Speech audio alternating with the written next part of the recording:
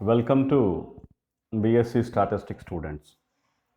In this lesson, I explain geometric mean problems of geometric mean. I consider two categories of problems: grouped data, ungrouped data.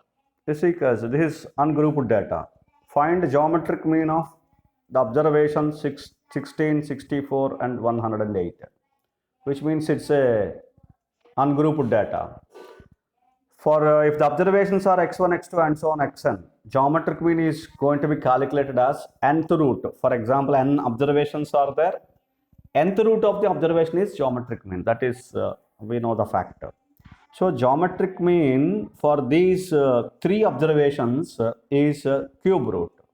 So cube root of 16 into 64 into 108. If you have 4 observations, whole power 1 by 4. Fourth root. If you have 2 observations, whole power 1 by 2, square root. Similarly, like that, you have to calculate geometric mean. So cube root you calculate by using the calculator. You can calculate it. The cube root is 48. So geometric mean of this particular ungrouped data, that is this particular data, is 48. Right. Now, if you come and see the next problem, find the geometric mean of this class interval and frequency. So it is a grouped data. This is a grouped data. We have frequency, we have class interval, so therefore it's a grouped data. For this grouped frequency distribution, the geometric mean is going to be calculated by the formula. I write the formula so that it will be clear to you.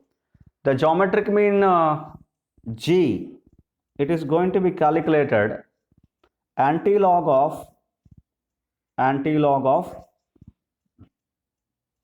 1 by capital N summation I is equal to 1 to n small n fi into log xi.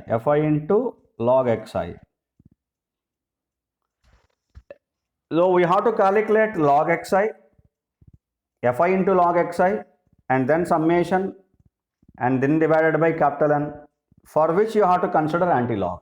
I'll tell you all the values. So now you see here, these are the two columns are given here. I am considering the f is fi, and then you have to calculate midpoint. The midpoint is xi. Whatever you consider, the midpoint is xi. So because you have to do the summations, I am extending the table so that, and then I consider log xi, and then I have to calculate fi into log xi, and then take the summations. So therefore I now extend the table for these three columns. Additional columns I have considered midpoint xi, log xi, fi into log xi. Right.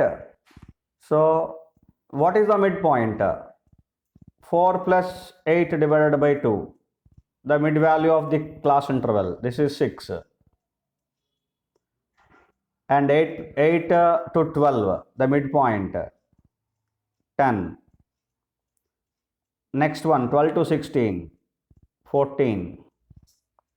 And then 18, 22. Log xi, you have to calculate log xi. So you can use the calculator. You calculate log 6, that is 0.7782. Log 10, of course it is 1. And log 14, 1.1461. Log 18, 1.2553, log 22, 1.3424. Right, these are the values you can get from the calculator. And then fi into xi, fi into log xi, I'm sorry, fi into log xi, that is you have to multiply fi with log xi, that is 2 into 0.7782, that is 1.5564.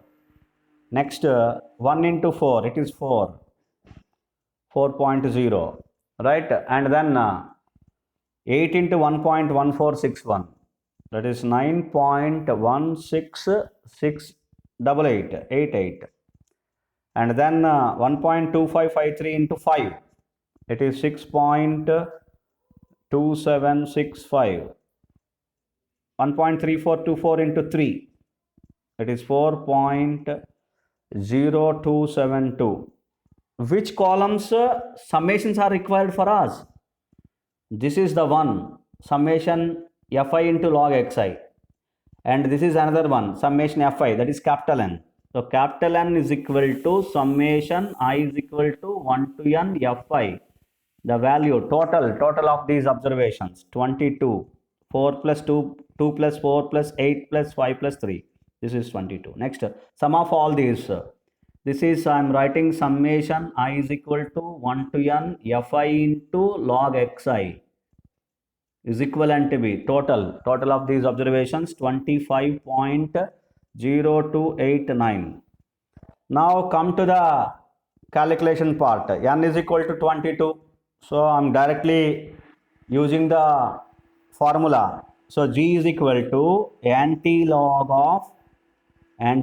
of summation fi log xi divided by capital N. Summation fi log xi divided by capital N. Fi log xi is this 25.0289 divided by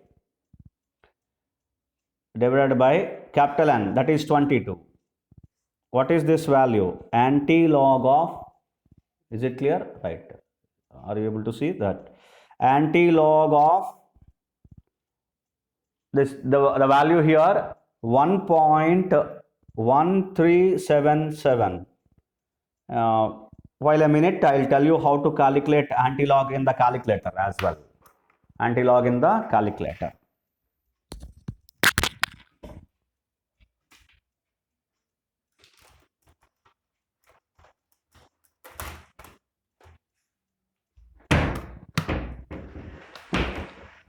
While using the calculator, how to calculate anti-log? Anti-log is nothing but 10 power.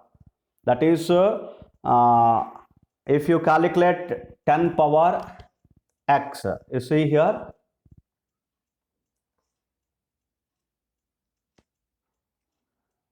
okay, I'll tell you.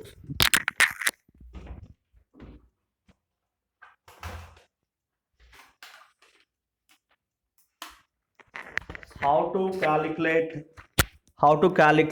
anti-log. How to calculate anti-log in the calculator. You see, you observe here 10 power x. I'll tell you. You see here, this is 10 power. Here we have 10 power. Log 10 power x. Here in this particular key, we have 10 power x. You observe here, this is a yellow letter 10 power x. If you operate shift 10 power, you see 10 power,